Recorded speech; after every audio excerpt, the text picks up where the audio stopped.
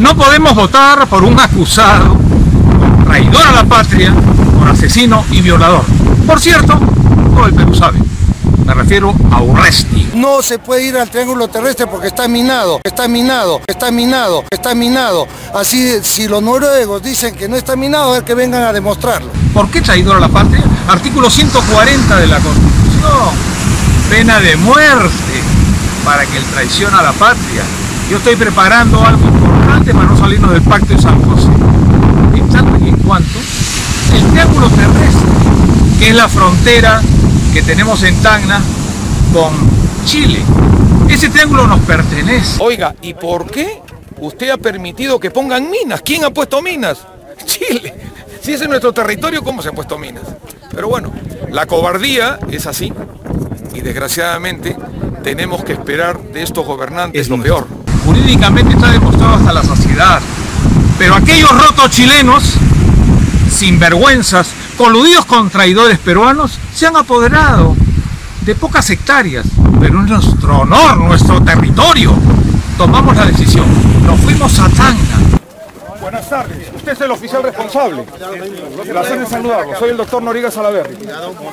El señor Amayo es usted, ¿qué grado tiene? Rodolfo Amayo Rodríguez, señor. Yo soy el doctor Noriega Salaverry. Vamos a hacer desde el punto de vista constitucional derecho a libre tránsito. Yo le ruego que le explique a sus subalternos que vamos a pasar.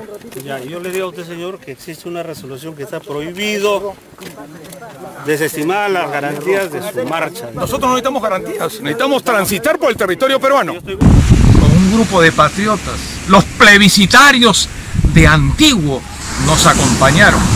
Subimos a nuestros buses. ¿Y quién era el presidente? El traidor Humala. ¿Quién era el ministro del Interior? Urresti. Este individuo, asolapado, viajó a Tacna. Y cuando nosotros ya caíamos camino a la frontera con Chile, a poner nuestra sagrada bandera en el triángulo terrestre, este miserable Urresti, echado en su camioneta como ministro, iba atrás, nosotros caminando con ancianos, con nuestra bandera peruana, dio la orden que la policía nos bloquee. Yo recordé a mi tatarabuelo, el presidente más joven del Perú, precursor de la República, Felipe Santiago Salaverry. Antes de ser fusilado, la ley me ampara. Lo dije y me lancé a la policía. Es peruano. Intente pasar. ¿Y usted es cobarde como el ministro? ¿Ah? ¿Qué cosa? ¡Voy a pasar! ¡La ley nos ampara! ¡Vamos a pasar! ¡Abra usted! ¡La patria no se... Pero Urresti, malévolamente, nos frustró el ingreso. Así es, al triángulo terrestre. No, pues, está con minas, ¿qué loco le va a pasar? Hay una empresa noruega que dice que no está con minas, no está con minas, hay una empresa noruega, ministro. En todo caso, ¿qué haría el Estado peruano? ¿Dónde está la autoridad? ¿Dónde está la autoridad?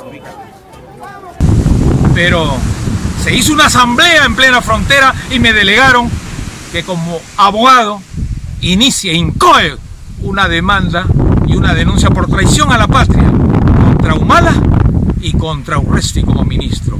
Eso está en curso. Con la cual dejamos constancia del impedimento para ejercer nuestro derecho constitucional de libre tránsito al haber dispuesto el señor presidente de la República del Perú, Ollanta Humala Tasso, por intermedio de su ministro del Interior, un cerco policial. Y además, Urresti, por favor, violaste a una dama, que quieras barajarla, mataste a un periodista y quieres ser presidente, no seas sinvergüenza. El Perú dirá, Manancancho, eres un supaipa guagua y no serás presidente.